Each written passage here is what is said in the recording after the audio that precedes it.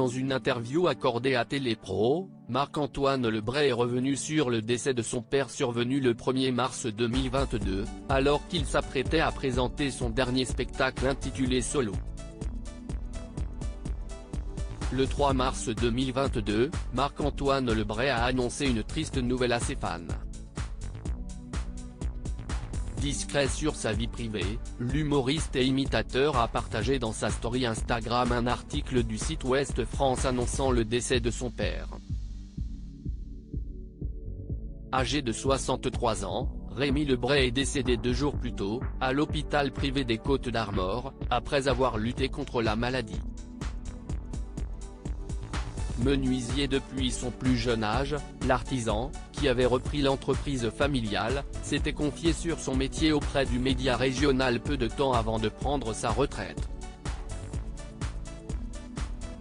Le bois est notre passion, nous travaillons essentiellement grâce au bouche à oreille, avait confié celui qui travaillait en collaboration avec son frère François, également décédé des suites d'une maladie à l'âge de 63 ans, en 2017. Marc-Antoine Lebray endeuillé par la mort de son père. Marc-Antoine Lebray a perdu son père seulement quelques jours avant le lancement de son spectacle intitulé Solo et dans lequel il imite une centaine de personnalités. Interrogé par nos confrères belges de Télépro, à l'occasion de son passage en Belgique le vendredi 31 mars, l'humoriste s'est confié sur le drame qu'a été la disparition de son papa. Mon père est tombé malade au moment où j'écrivais les textes du spectacle. Je lui faisais les blagues pour savoir si c'était drôle. Il est décédé quelques jours avant la première date de mon spectacle qui devait avoir lieu en Belgique.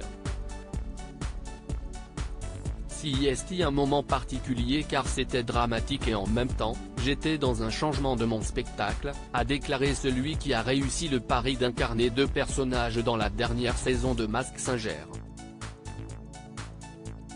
Sa femme Marie-Ange Casta travaille avec lui. S'il a pu compter sur le soutien de son père dans l'écriture de son spectacle, Marc-Antoine Lebray bénéficie également de l'aide de son épouse Marie-Ange Casta, avec qui il est marié depuis 2019 et qui est devenue sa metteur en scène.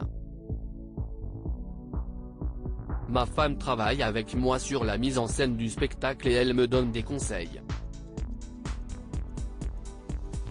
Elle le faisait déjà avant aussi, mais je me suis dit qu'on allait le faire officiellement, a expliqué le papa d'une petite fille.